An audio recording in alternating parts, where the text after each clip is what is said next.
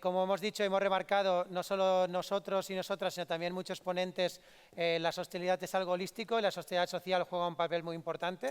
Así que queríamos darle el valor que se merece y tener una mesa redonda especial sobre ello. Y esta mesa redonda la va a moderar Ismael Vallés, que es licenciado en Ciencias Económicas y Empresariales por la Universidad de Barcelona, Executive Course en Social Marketing por la Universidad de Georgetown, colaborador académico del Departamento de Marketing de SADE y socio director de Valores y Marketing. Y ha trabajado para marcas como Telefónica, Coca-Cola, CaixaBank, BBVA, Vidacaixa, Segurcaixa, fundaciones corporativas como la Fundación Adat i Vida, Fundació La Caixa, Fundación Mau Sant Miguel y ONGs como el Banc d'Aliments, Médicos Sin Fronteras y Fundació Paliaclínic. Y además nos hizo una sesión de formación a todo el equipo de Secartis, así que tienes que empezar a poner Ismael, en tu descripción que también trabajas como asociaciones como Secartis. Así que bueno, pues Ismael va a hacer la moderación y luego ya os va a presentar al resto de personas de la mesa, que nos hace mucha ilusión. Así que gracias, Ismael. Muy bien, buenas tardes a todas y a todos. Creo que es ya la última mesa, con lo cual, pues bueno, ya vamos de final. Y bueno, esta mesa pues va sobre la tercera pata de lo que sería la gestión ESG, sobre lo que son los aspectos sociales, que en cierta manera han sido un poco olvidados, porque el peso dentro del ESG, la parte ambiental y la parte de gobernanza, pues ha tenido un peso específico muy importante, pero los temas sociales cada vez más están empujando detrás. Entonces, tenemos un panel de expertas y experto potente, muy diverso, y en este sentido voy a presentarlo. Tenemos aquí en primer lugar a Liliana Arroyo. Ella es doctora en sociología, además ha sido investigadora en ESADE, del Instituto de Innovación Social. También actualmente es directora en la Generalitat de Cataluña, todo lo que es Sociedad Digital. Sociedad Digital, efectivamente. Y bueno, nos va a dar su punto de vista desde el punto de vista de la administración. Luego tenemos aquí también a Eleonora Barone. Ella es doctora en arquitectura, pero bueno, digamos que seguramente ha hecho algún cambio o ha pivotado en su vida profesional, y ahora se está dedicando a todos estos temas desde el punto de vista de la diversidad, todo lo que es el tema de envejecimiento, relaciones intergeneracionales dentro de la empresa, y es consultora. Luego tenemos también a Lucas Hunter. Él ha sido consultor desde hace muchísimos años en todo lo que es consultoría medioambiental, también consultoría de impacto social. En estos momentos es responsable de B Corp Standards e Impact dentro de la Fundación BILAB. Entiendo que aquí a nivel de España. ¿sí? A nivel de España. Y bueno, digamos, es una certificación que es digamos, una de las exponentes que hay en estos momentos a nivel internacional en todo lo que son temas de sostenibilidad. Y por último tenemos también a Susana Estudillos, que es manager en sostenibilidad social en AENOR, y bueno, es licenciada en pedagogía, experta universitaria en dirección en temas de recursos humanos, y básicamente pues ha sido consultora durante más de 20 años, todo lo que es el ámbito de gestión responsable en recursos humanos, etcétera, y en estos momentos forma parte como responsable dentro de AENOR, dentro de lo que sería toda la parte social, ¿no? Pues nada, damos paso.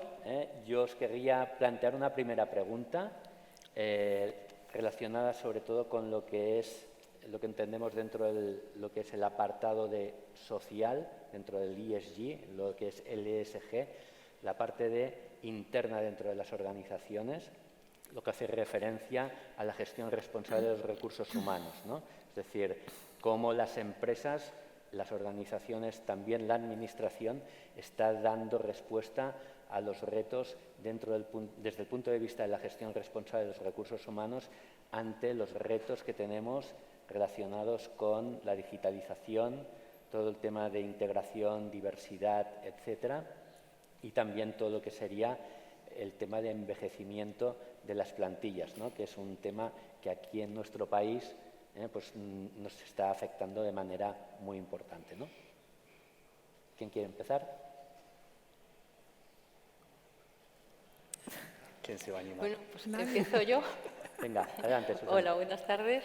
Encantada de participar en este congreso y, bueno, aquí deciros que, en este caso, desde ANOR, el trabajo que estamos desarrollando en el ámbito de la sostenibilidad social es un ámbito que veníamos ya trabajando de hace tiempo y, en este caso, para desarrollar soluciones que den respuesta a las necesidades de las organizaciones.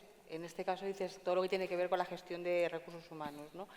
Todo lo que tiene que ver con recursos humanos, con los nuevos retos, es verdad que parte de lo que sería un desafío en cuanto a lo que ha cambiado la situación del mercado laboral, ¿no? El tema demográfico, el tema de la relación entre las diferentes generaciones, que aquí tenemos a una experta, ¿no? Entonces supone un cambio de paradigma, realmente, en la forma de hacer las cosas, ¿no?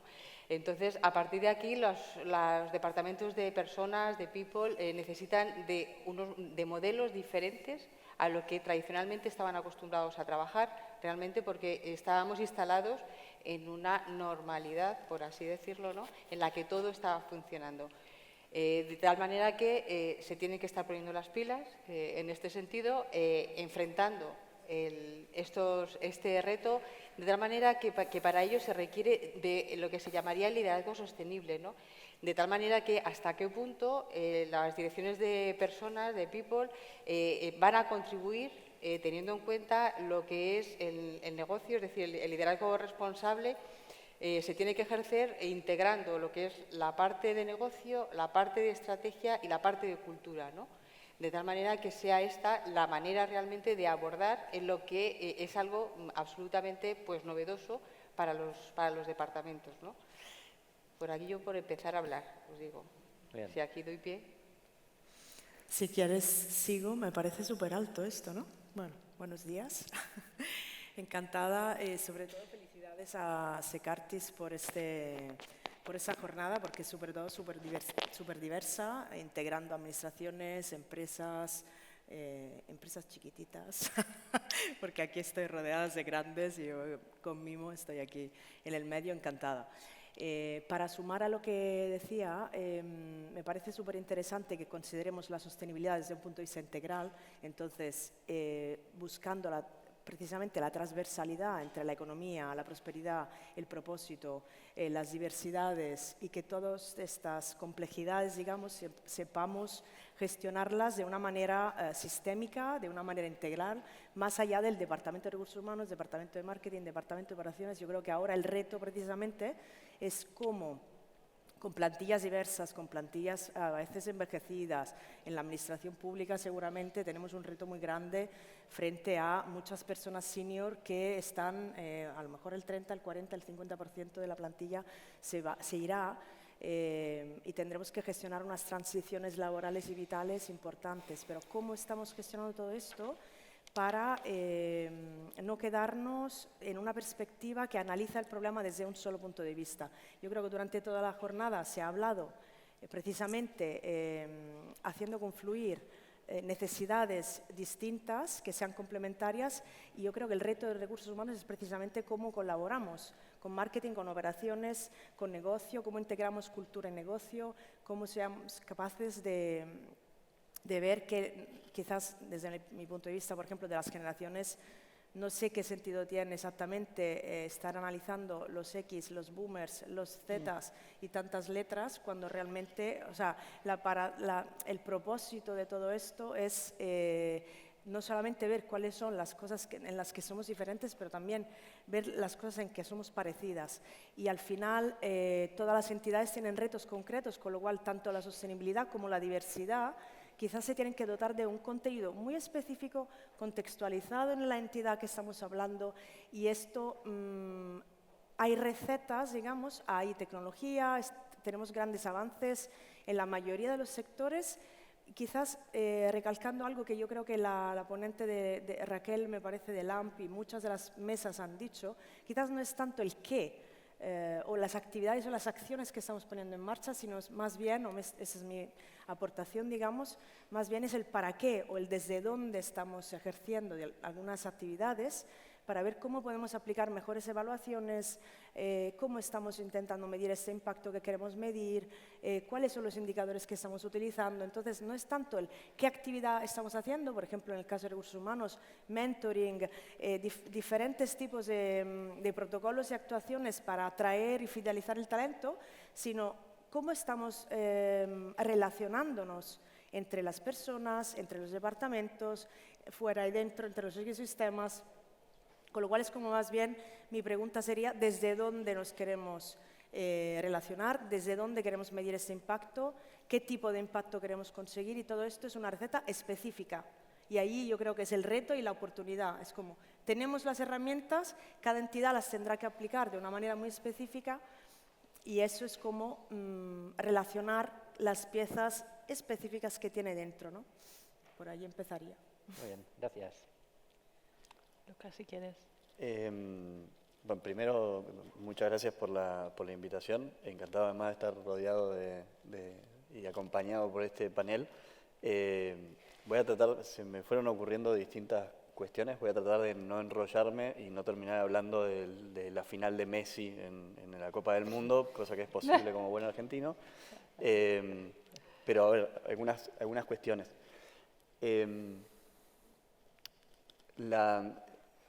El lenguaje corporativo muchas veces nos llama a hablar de los criterios ESG, ¿no? Y claramente cuando hablamos de entornos de trabajo, cuando hablamos de impacto en la comunidad, cuando hablamos de la relación que la empresa tiene con sus clientes, estamos enmarcándonos dentro de la S, ¿no? De todo ese contexto social. Creo que es importante esa visión global de los distintos efectos, impactos que tiene, para no bastardear la palabra impacto, que puede tener la empresa en sus distintas áreas. Y claramente el eje de trabajadores es un eje fundamental, ¿no? Porque al final, como decían también en el panel anterior, las empresas están conformadas por personas que quieren desarrollarse profesionalmente y especialmente a nivel personal en contextos que les permitan ese desarrollo, que les permitan llegar a desarrollar una vida feliz, agradable. No me quiero enrollar porque nos vamos a meter a definir qué es felicidad y no vamos a ir por ahí. Pero ¿qué es lo que estamos viendo, por lo menos dentro de la comunidad B Corp? Y hago una pequeña introducción, más allá que en el panel anterior también se habló un poquito y salió de la certificación B Corp. B-Lab, que es la fundación donde a mí me toca trabajar hoy, es la organización que promueve el movimiento B Corp a nivel español. Las empresas B Corp, como decía Mar, son empresas que aplican altos estándares, tanto a nivel de gobernanza, de medio ambiente y a nivel social, para medir, mejorar y gestionar su impacto. Claramente hay todo un eje que es de trabajadores, en donde hay distintas empresas que lo hacen mejor y otras que tienen muchas posibilidades de mejora. Las B Corp, ya voy a hacer este spoiler, no son las mejores empresas del mundo, son empresas que quieren ser las mejores para el mundo. Y en ese sentido tienen mucho posible camino de mejora, siempre.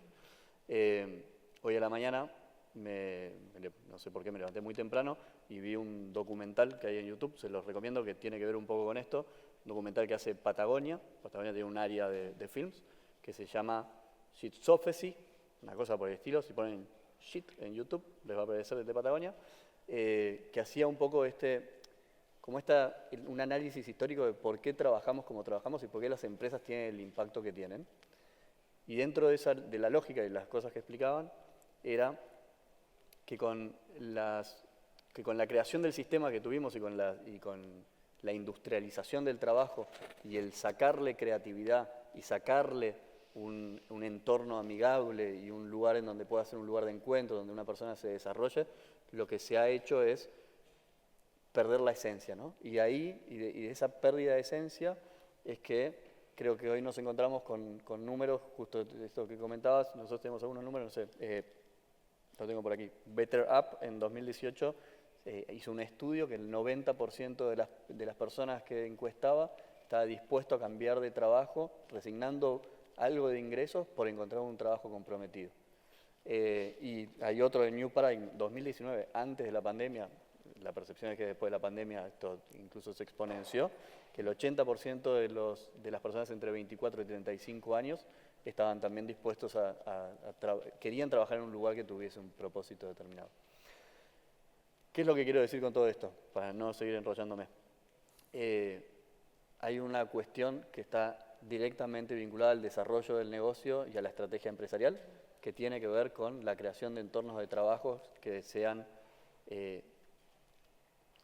positivos para el desarrollo de la persona. Hay muchas posibles iniciativas y formas de ajustar los distintos que dependen de la cultura y la forma de trabajo y la evolución que va haciendo cada una de las empresas. Y en ese sentido, creo que hay muchos marcos con distintas iniciativas puntuales que se pueden ir considerando para ir integrando esta nueva forma de captar y retener el talento en pos también del desarrollo del negocio mismo.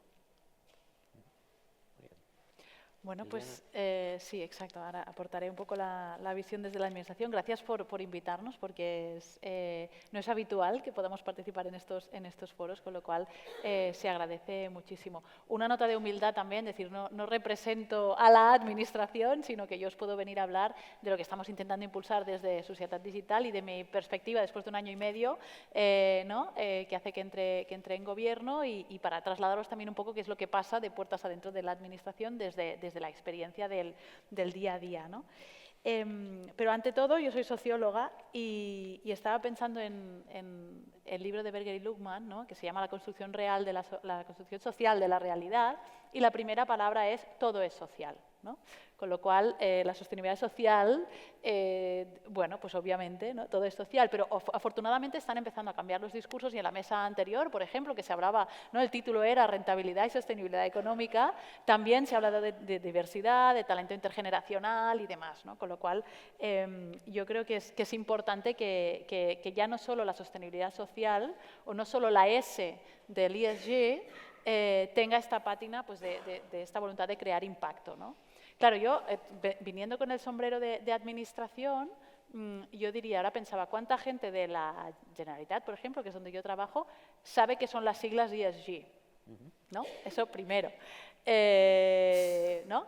Y cuando hablamos de impacto, quizá la jerga, no, me refiero, claro, son sectores diferentes y es normal, es una jerga que estemos acostumbradas a manejar en ese entorno de la Administración, pero en cambio, si hablas de valor público, ¿no?, es otra forma de hablar de impacto, ¿no? Con lo cual, yo creo que en esta transición digital, afortunadamente, como sacude muchas cosas, también hay la oportunidad de que pueda sacudir un poco la Administración, ¿no?, en este sentido.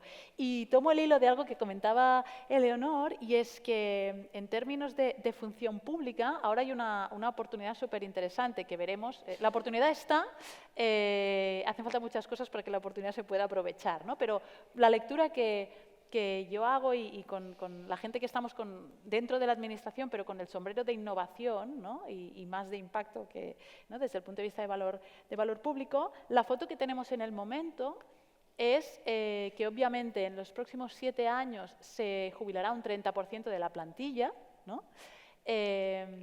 Por lo cual, pues tenemos un montón de personas, ¿no?, que están trabajando en el servicio público, que están ya en la recta final de su trayectoria, digamos, laboral, profesional, que entraron en una administración que era muy distinta, que tenía que responder a un contexto muy distinto y que van a estar de salida en estos próximos años, ¿no?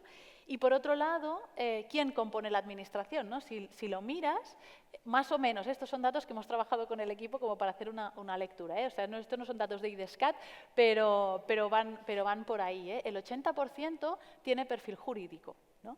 Entonces, bueno, pues es divertido hablar con un 80% de mentes juristas sobre innovación y sobre transformación y transición digital, ¿no? Pero bueno, por eso, pues ahí estamos, ¿no? Intentando explicar que la transición digital no va solamente de herramientas, ¿no?, ni de eficiencia, que esa es una parte como la más sencilla, ¿no?, de productividad, sino que realmente va de volver a poner a las personas en el centro, ¿no?, y el talento y estas personas que están trabajando en temas de servicio público, ¿no? Y particularmente, desde lo que trabajamos en Societat Digital, una de las cosas que estamos intentando aportar es una aproximación laluxiana, por así decirlo, a la organización, ¿no?, aunque sea administración pública. Vamos a hacer ver que podemos intentar emular una entidad turquesa, sin querer hacer spoilers de Basetis, que viene luego y ellas lo explican mucho mejor, ¿no? Pues es decir, Frédéric Laloux tiene un libro donde habla de las organizaciones turquesas y conecta con lo que comentaba Lucas, ¿no? Es decir, que sea un lugar donde desplegar el potencial de toda la persona, ¿no?, de esa persona, que venga la persona entera, la persona que tiene ese currículum, que tiene esa trayectoria profesional, pero si también en su tiempo libre hace teatro, pues oye, que también venga ese artista o esa artista que tiene dentro, ¿no? Y aquí yo creo que, y volviendo y cierro, el tema del todo es social. Yo creo que es importante que las empresas, ¿no?, las entidades del sector privado también lo entiendan desde este punto de vista de que todo es social, porque ya no es solo una necesidad de gestionar el talento interno, desde la diversidad, desde el potenciar géneros distintos, edades distintas, capacidades distintas, porque eso está demostrado que aumenta la productividad y que aumenta el sentimiento de pertenencia de las personas en los equipos y demás, ya no solo de caras adentro, sino también de caras afuera, porque las empresas también son, aparte de espacios donde generar trabajo y generar riqueza, también son espacios donde se teje la sociedad, ¿no? Y creo que espacios como el sí de una empresa, donde hay una cultura organizativa, ayuda mucho a romper cámaras de eco, ¿no?, que fuera es muy difícil romper. Entonces yo creo que parte de esta mirada de todo es social también puede ir hacia esta transversalidad, ¿no?, y a esta flexibilización de lo que entendemos por talento, ¿no?, y también de la permeabilidad de estas organizaciones, de hasta qué punto la ciudadanía, en nuestro caso, o clientes y proveedores, ¿no?, y otras partes de la cadena de valor pueden también formar parte de nuestra propia cultura organizativa, ¿no?, para enriquecer pues, esos servicios, esos productos y esas miradas que construimos. Muy bien. Oye, pensando un poco en la audiencia que tenemos, que posiblemente tengamos empresas que son pymes y medianas empresas. En base a vuestra experiencia, vivencias que habéis tenido desde el ámbito de la consultoría, desde la relación con empresas B Corp, ¿destacaréis alguna buena práctica que se lleve a cabo, que pueda servir de pista de cara pues, a que sea fácilmente implementable de lo que hemos hablado, en lo que serían aspectos internos en cuanto a los retos de gestión responsable, es decir, cómo gestionar el talento, cómo atraer, retenerlo, cómo gestionar bien la igualdad o la diversidad, o cómo adaptarse a los cambios disruptivos que nos trae, ¿no?, todo lo que es la tecnología, ¿no? ¿Se os ocurre? Yo aquí quería proponer, os digo, es verdad que siempre cuando hablamos del ámbito de las certificaciones, ¿no?, siempre parece que estamos pensando en las empresas grandes, que evidentemente son las que quizás apuestan más por todo el tema a través de la normalización, de ir a la certificación, como una forma de reconocer que lo que dicen que hacen realmente lo están haciendo, ¿no? Por tanto, evitar el social washing o el green washing, ¿no?, de alguna manera, ¿no? Y en este caso, la propuesta de valor de AENOR con las certificaciones de igualdad de género y la de diversidad e inclusión, ¿no?, en base a una ISO 30415, ¿no?, de consenso a nivel internacional, por tanto, con bastante aceptación, ¿no? Pero sí que es verdad que hay un sector, hay un grupo de empresas que todavía están ciertamente algo alejadas de lo que sería el trabajar en el ámbito de la certificación. Y aquí, por poneros un ejemplo, nosotros hemos colaborado desde AENOR con el Instituto Andaluz de la Mujer, muy preocupado también por las pymes, para impulsar todo lo que tenía que ver los planes de igualdad, porque cuando hablamos de sostenibilidad social, como ya han dicho, ¿no?, estamos hablando de las personas en el centro. Entonces, la persona, me da igual que sea la persona como plantilla, como que forma parte de la cadena de proveedores de las empresas con las que estamos trabajando, como usuarios, destinatarios, ¿no?, de las administraciones públicas o las comunidades en donde operamos en función de dónde está ubicada la empresa, ¿no? Entonces, en este sentido, muchas veces dices, bueno, para las pequeñas el tema de la sostenibilidad social se queda como muy lejos. Dices, no, está en su día a día. ¿Por qué? Porque están trabajando con personas de una manera o de otra. El nivel de cumplimiento con planes de igualdad para las empresas de más de 50 cada vez es mayor, pero también es verdad que hay muchas empresas que, sin ir a un plan de igualdad, están trabajando, cumpliendo con la ley de igualdad, porque estamos obligados todos a ello, poniendo en marcha determinadas actuaciones que favorecen la igualdad.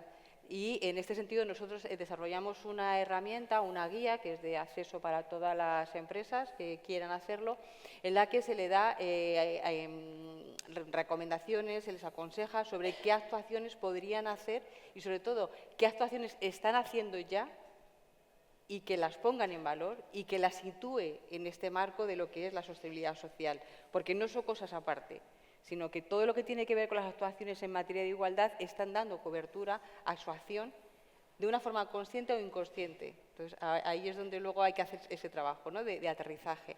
Entonces, os digo más que nada como ejemplo de una medida que está al alcance de cualquier persona que queráis acceder en la guía, en la página del Instituto Andaluz de las Mujeres. Muy bien. Tomo la posta, si les parece, coincido 100%. Creo que siempre es difícil recomendar algunas acciones puntuales porque cada organización tiene sus propias dinámicas, sus propias instalaciones incluso y su propia cultura, ¿no? Pero sí creo que hay muchas herramientas o hojas de rutas o ejemplos, como pueden ser las normas de AENOR y las certificaciones a las que se pueden optar, o incluso distintas metodologías.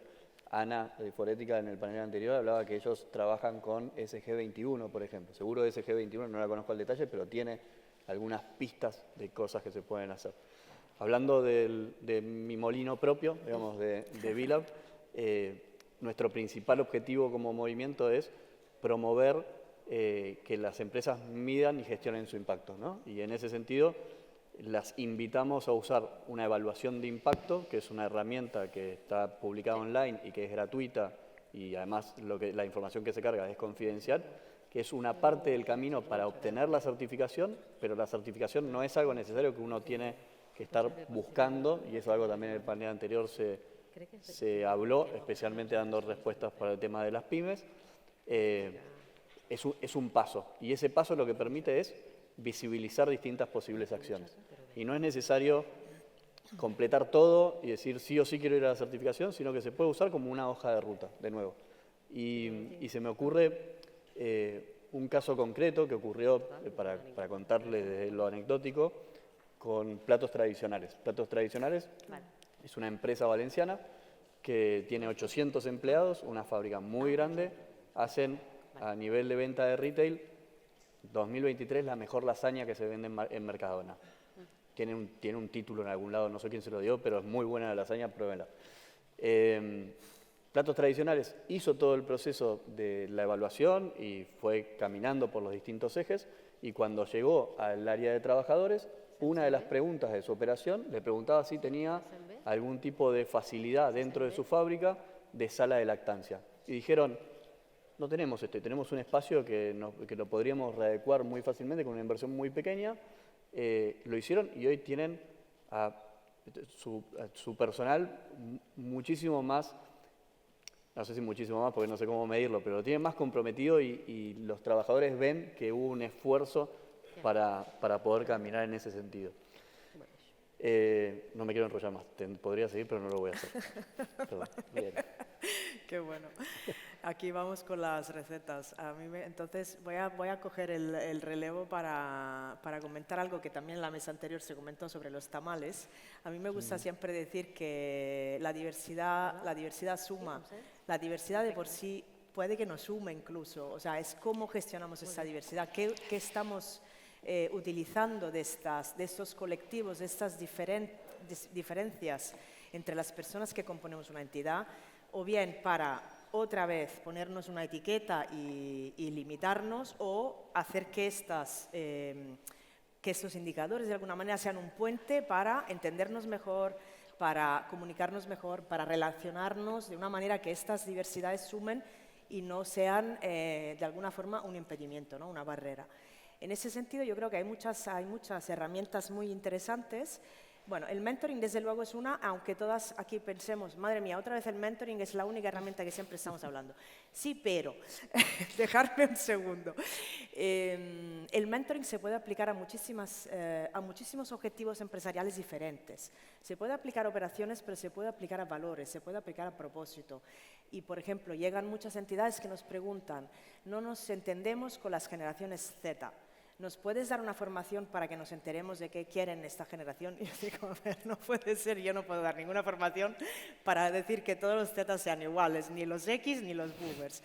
Pero es cierto que si hablamos de un prejuicio, por ejemplo, que tenemos todos en la cabeza, no nos estamos comprometiendo, o algunas generaciones están menos comprometidas, o tienen un sentido de la autoridad diferente, etcétera, ¿no? O los más senior somos mendigos digitales, no somos innovadores, etcétera. Habrá algunos que sí, otros que no. ¿Cuál es la dificultad? Que desde luego, o sea, los colectivos nos ayudan para tener una base, porque necesitamos etiquetas y códigos para entendernos, pero que esta base tiene que luego ser un trampolín, no ser una cápsula donde al final entonces soy LGTBI o soy tal, entonces no me entero o no me relaciono con el resto, ¿no? Y en ese sentido el mentoring, por ejemplo, puede ser utilizado para volver a trabajar en qué significa compromiso para ti y para mí. Compromiso significa llegar a las 8 a la oficina, porque ese es uno de los temas cruciales en los que me reportan managers que no entienden por qué una persona de 20 años quiere llegar a las 11 a la oficina. Pero es que esto para mí no tiene nada que ver con el compromiso. A lo mejor para él sí o para ella no. Entonces podríamos estar utilizando esas herramientas que todas conocemos desde otro lugar, vinculado con el para qué de la empresa o de la entidad o de la fundación o de la administración que quiera analizar, y en ese sentido me reúno a lo que acaban de decir mis compañeros, de que el punto de partida siempre debería ser vale, ¿dónde estamos ahora?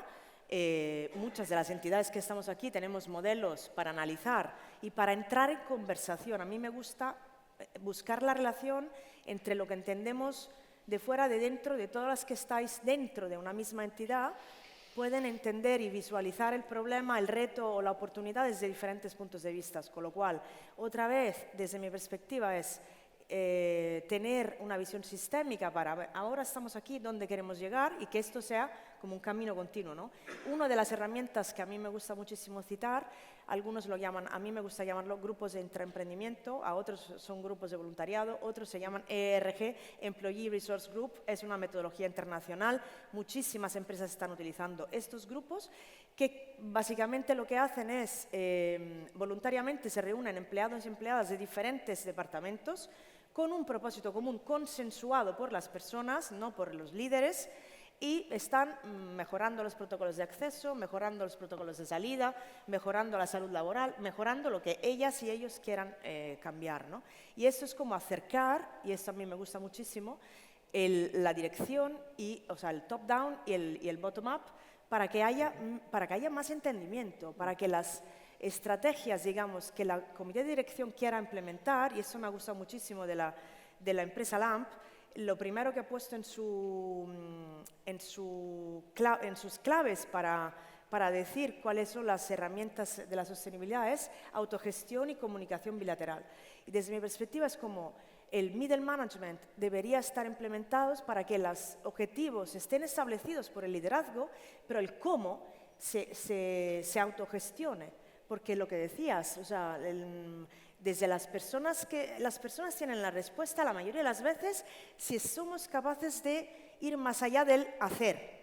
Estamos convencidos de que trabajar es hacer y que tenemos que ser productivos y eficaces, pero a veces dedicar tiempo para planificar y para escucharnos desde otro lugar, luego reduces procesos, conflictos y atascos potenciales que se pueden mitigar, ni siquiera se pueden prevenir, incluso no aparecen. Con lo cual, desde luego, lo que decías, es todo social, para mí yo diría, es todo social, es todo ambiental, es todo económico, o sea, tenemos que estar pensando de una manera integral, y aquí yo creo que estamos ejemplificando todo esto, ¿no? Porque habéis hecho mesas, digamos, por sectores, pero desde todas las perspectivas, y toda la jornada, digamos, ha estado embebida de esta visión transversal, ¿no? Y luego hay otros programas, por ejemplo, muy interesantes de apoyo a las transiciones que no solamente sean, o esto es mi aportación, digamos, no solamente sean para las personas senior que se están desvinculando de alguna manera, bueno, antiguamente se llamaban preparación a la jubilación, pero este nombre es terrorífico desde mi perspectiva, porque encima nos tenemos que jubilar. No nos tenemos que jubilar, no nos jubiléis. O sea, tenemos que vivir 120 años, ¿cómo nos vamos a jubilar? Desde luego podemos tener en Core Career o otras cosas, y en estos programas lo que se hace mayoritariamente es tener conversaciones, algunas veces incómodas, otras veces muy interesantes, para ver en ese proceso de que la persona se está yendo, cómo estoy capacitando para que el conocimiento, no solamente el explícito, sino el tácito, se mantenga, se potencie, haya un relevo generacional, no solamente entre la persona, el sucesor directo, sino entre toda la plantilla. O sea, cuanto más estemos dejando que la información fluya, sea transparente el proceso, haya procesos participativos, haya visiones sistémicas para laboratorios de innovación a producto o servicio. Hay un montón de herramientas disponibles en el mercado desde hace mucho tiempo. Hay que cogerlas y, desde mi perspectiva, 3 claves serían participación. Tiene que haber muchísima más, pero ordenada. No nos pensemos que la participación es un lío que no hay quien se entere. Hay metodología en esto también, sistémica, centrada en la persona y con comunicación muy clara y bidireccional. Ya he hablado mucho. Muy bien.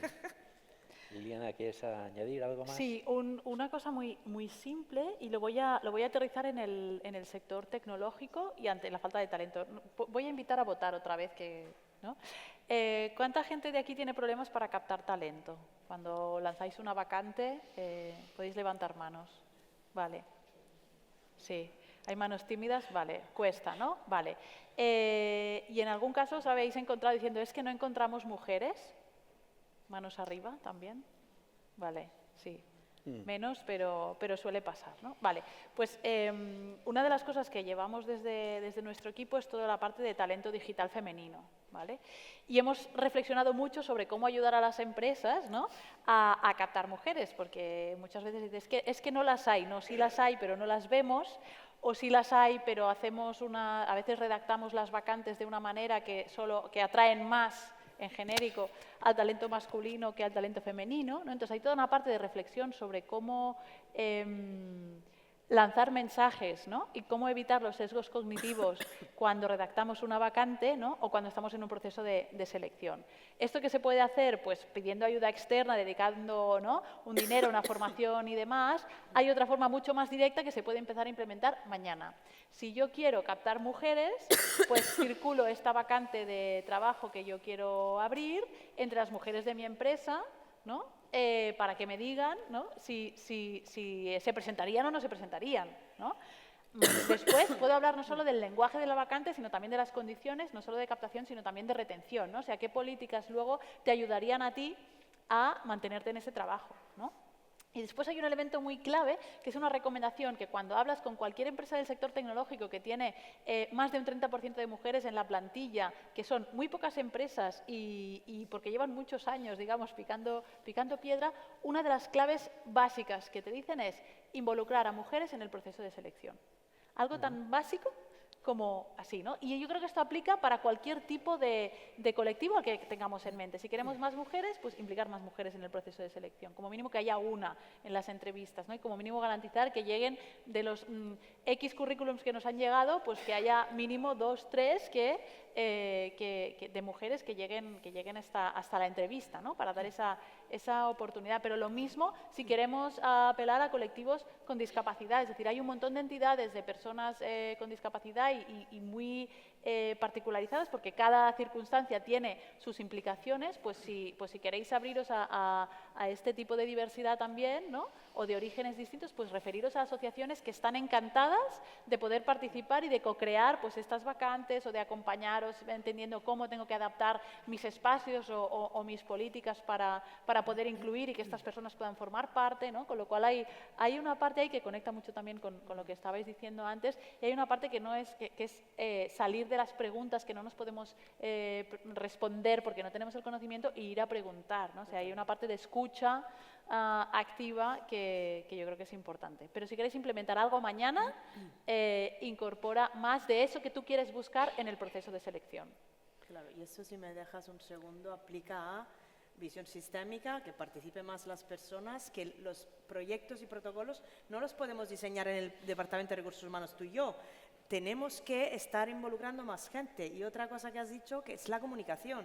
No llegamos porque no estamos comunicando de la forma que necesitaríamos comunicar. Y probablemente allí también preguntar y hacer otro tipo de canales y de maneras para llegar a la gente es básico. Así que totalmente.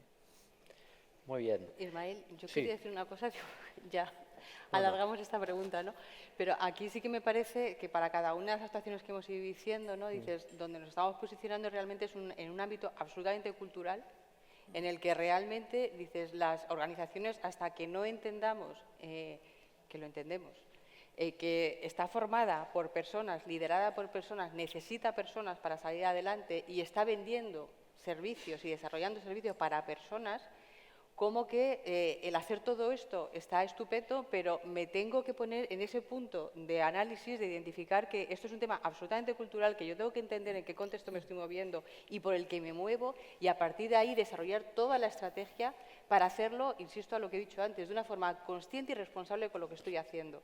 De tal manera que somos personas, que no tendríamos que estar hablando de mujeres, no tendríamos que estar hablando de personas con discapacidad, sino esa visión integral y holística de somos personas, hombres y mujeres, partiendo de las desigualdades estructurales que existen históricamente entre mujeres y hombres, y a partir de ahí cómo interseccionan los factores de diversidad, que sería la edad, la discapacidad, orientación sexual y demás, que son las que están impidiendo que realmente contemos con todo el talento que está disponible a nuestro alrededor. ¿Por qué? Porque no estamos mirando hacia él, estamos mirando hacia lo que tradicionalmente estamos acostumbrados a identificar.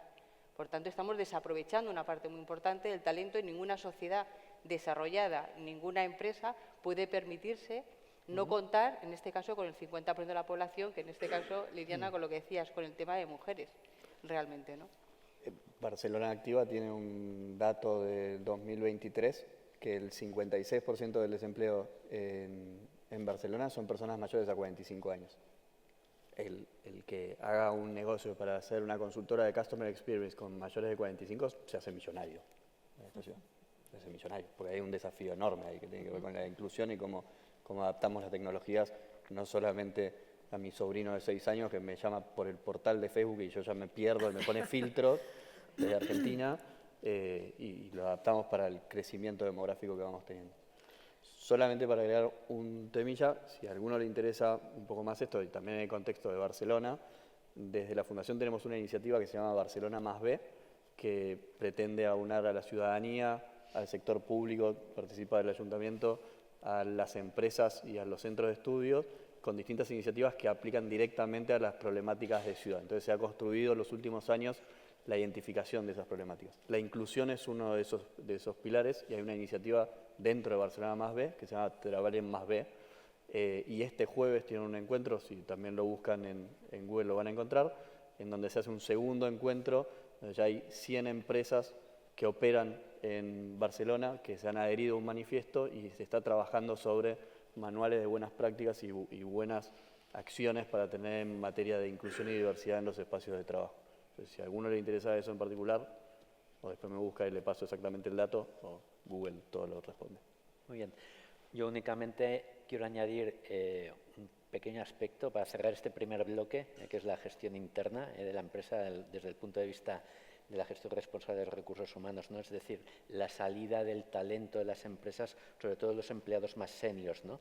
Que realmente es un problema grave, ¿no? que estamos padeciendo en las compañías y que en un futuro todavía más, teniendo en cuenta el envejecimiento y la poca natalidad que tenemos en el país, ¿no? Es decir, pues hay un caso que se está trabajando desde Fundación Edad y Vida, ¿vale? Que están poniendo en marcha un programa para que las empresas que están en este tipo de procesos de salida de los trabajadores más seniors, pues que lo hagan de una manera más responsable, ¿no? Es decir, trabajadores que tienen una experiencia, una sabiduría, unos conocimientos que realmente, bueno, si se han de jubilar, bueno, puedan tener otras oportunidades para poder alargar, digamos, o su vida laboral o realmente seguir aportando a la sociedad, ¿no? Porque eso es un tema también muy importante. Es decir, muchas veces nos jubilamos Y eso lo que se produce es una ruptura y muchas veces no tenemos un manual debajo del brazo que nos dice qué es lo que podemos hacer, ¿no? Y obviamente el talento es intrínseco a las personas, ya sea un alto directivo o un operario que esté trabajando en una cadena de montaje, ¿no? Entonces las oportunidades son múltiples y el tema es ayudar a esas personas a que puedan incluso redescubrir sus talentos y los puedan de alguna manera pues poner en valor para ellos y también para la sociedad, ¿no? Es decir, ahora me gustaría, bueno, ya entrar en lo que sería el segundo bloque de la S, social, del ESG, que es más, digamos, la parte externa de la empresa, lo que genera impacto a nivel social, ¿no? Hemos hablado antes de toda la parte de medio ambiente, que obviamente es importante, pero la parte social no la podemos ignorar, ¿no? Es decir, tenemos una serie de retos a nivel no solo local, sino a nivel nacional e incluso a nivel planetario, que obviamente implica trabajar de una manera diferente, ¿no?, en las organizaciones, desde el punto de vista de luchar contra temas como la pobreza, las desigualdades, el tema de fomentar la educación o el tema de seguir investigando sobre temas como las enfermedades, ¿no? En este sentido, me gustaría un poco conocer vuestra opinión sobre cuál es el papel que debería asumir pues las empresas en este sentido de cara pues a afrontar también estos retos, ¿no? ¿Seguimos el mismo orden de antes? Sí. Me ha tocado.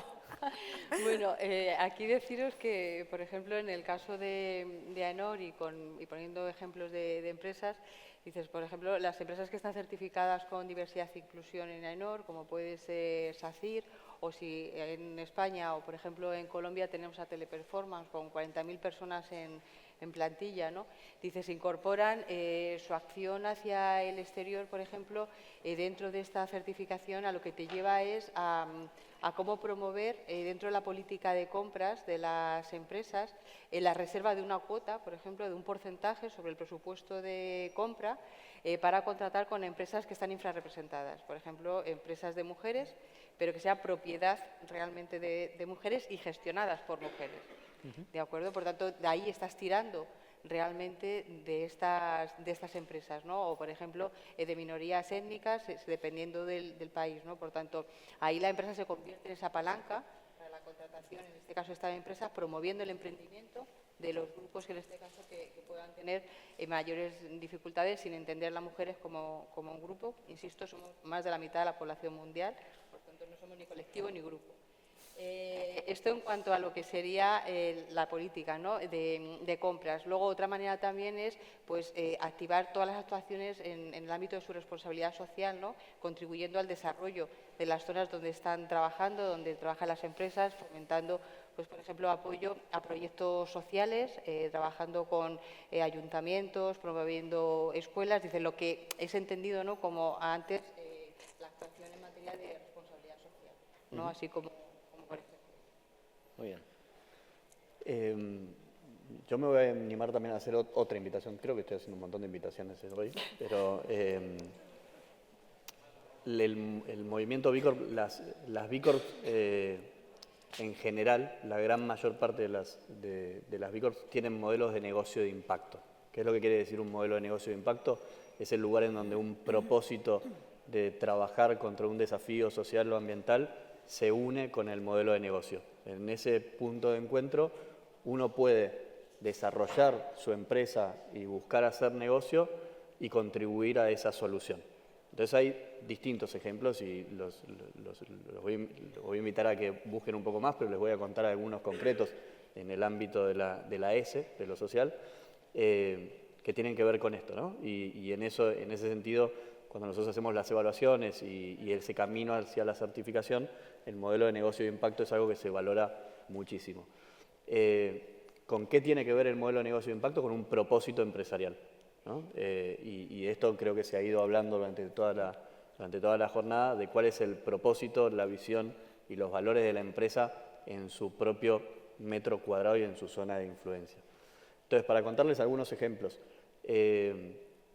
Es Imperfect, se llama ES Imperfect, es una empresa catalana muy fácil de identificar su impacto porque además es una empresa de inserción, ¿no? Entonces trabaja sobre el desperdicio alimentario, pero dando trabajo hoy a 20 personas en un tiempo determinado para capacitarlas en la producción agrícola y la producción alimentaria. Entonces, a partir de el enseñar haciendo, también después los acompaña en un proceso de inclusión y en la incorporación en el mercado laboral. La Casa de Carlota es otro ejemplo, otra empresa catalana que seguramente a algunos cuantos les suene.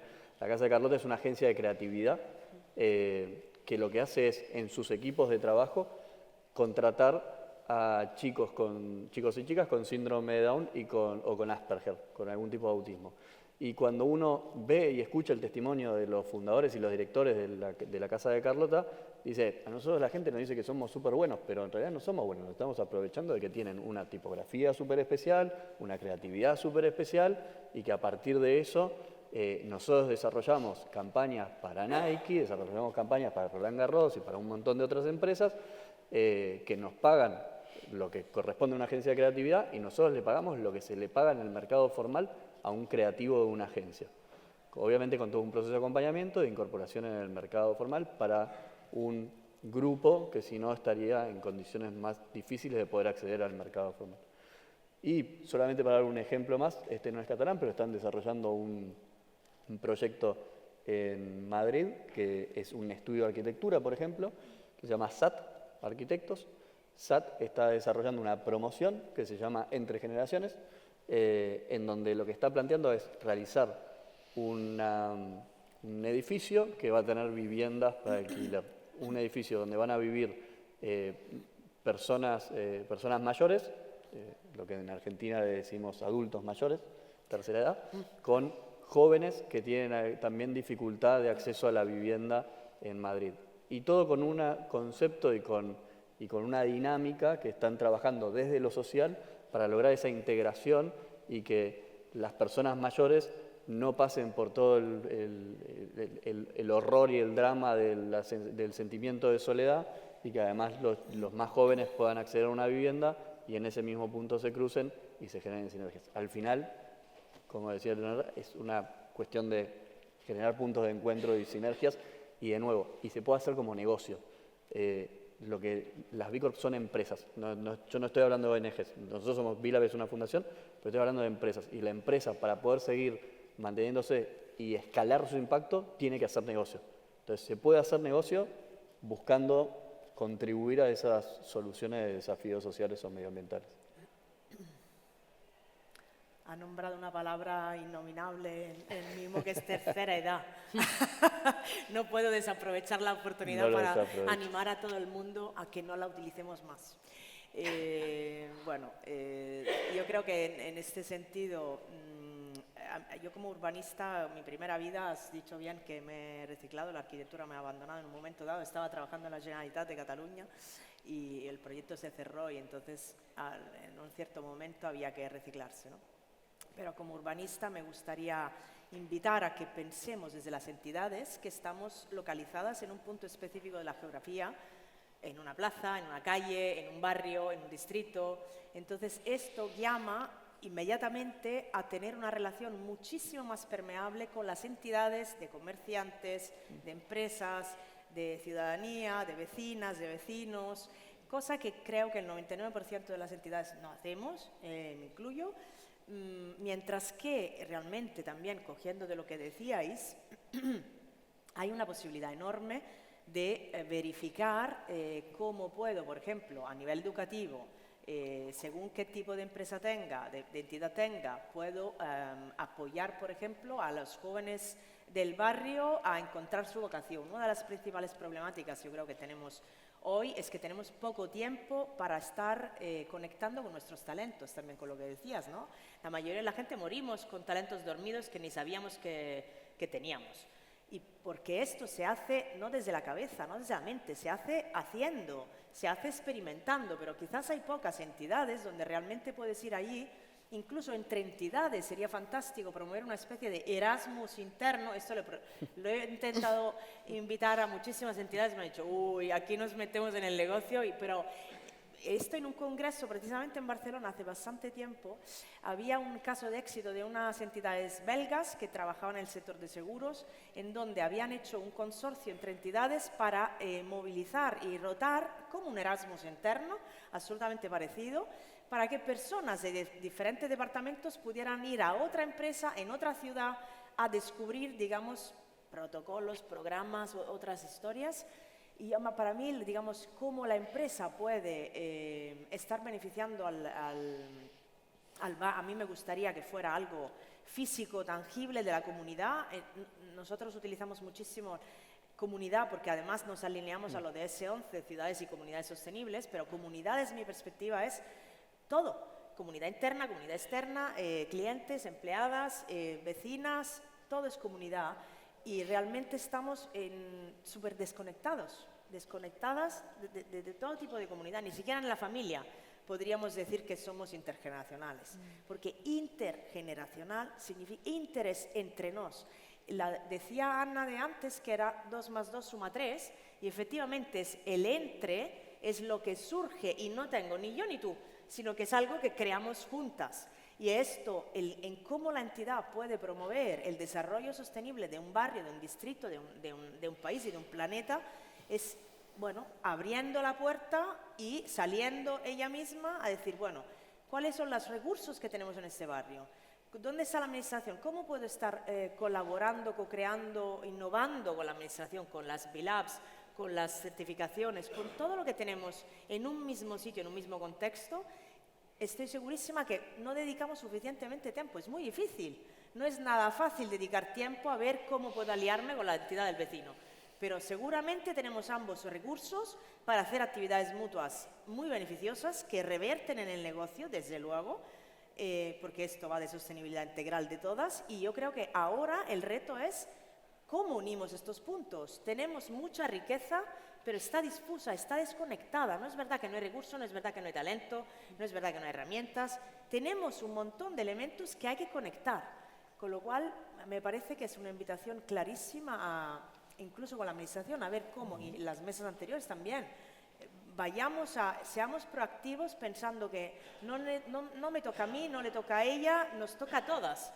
Ver cómo puedo aportar y cómo puedo sumar. Esto los orientales tienen bastante que decirnos y que enseñarnos, ¿no? En ese sentido. ¿Cómo puedo ser útil? Los orientales quieren ser felices, como decía, a lo mejor eras tú, sí, no tanto para, claramente, cada uno quiere ser feliz, pero porque son más útiles. ¿Útiles a quién? Al resto, porque todos somos uno, es así. O sea, es como, no podemos progresar separados, tenemos que progresar todas juntas.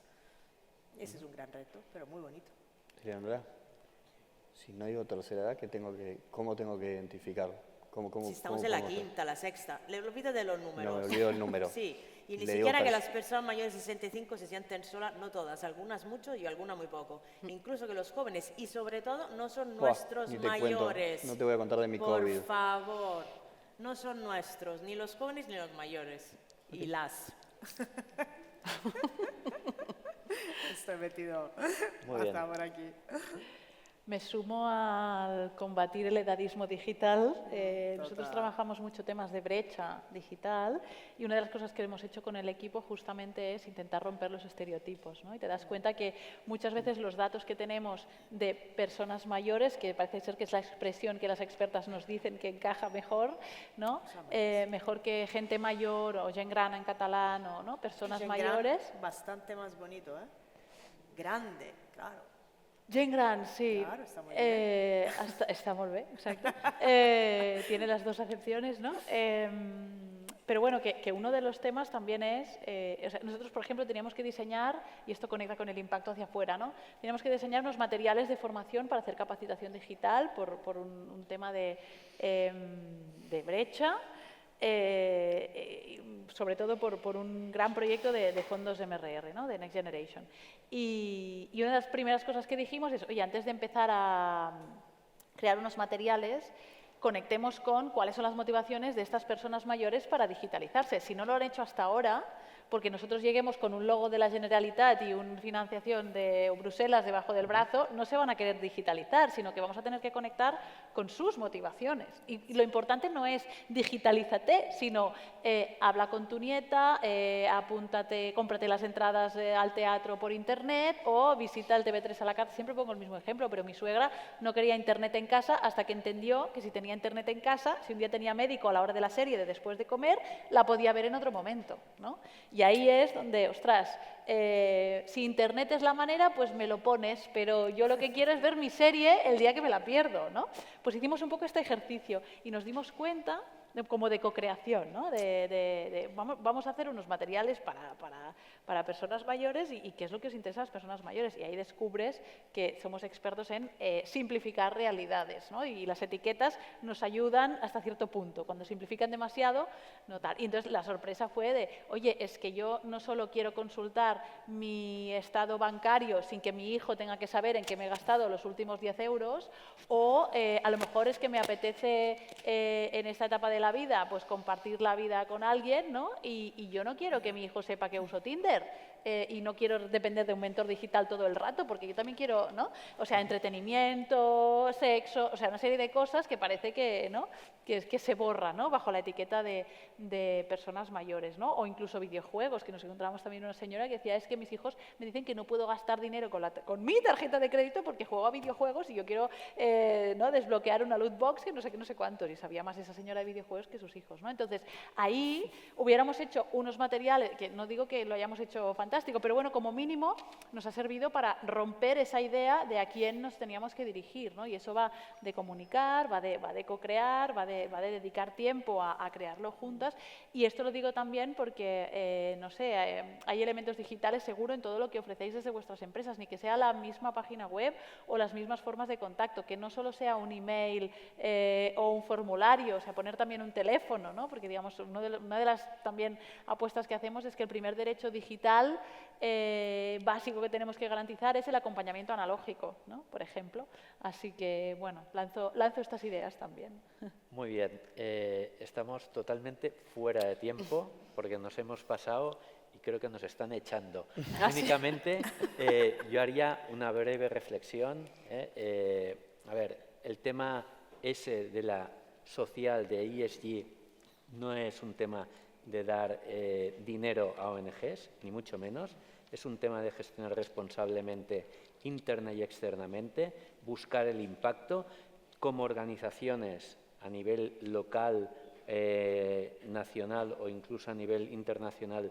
Somos capaces de generar nuestro propio impacto y obviamente eso ha de estar totalmente alineado con nuestra misión, propósito, cultura y también nuestra estrategia. Y aquí lo dejo. Nada, muchas gracias.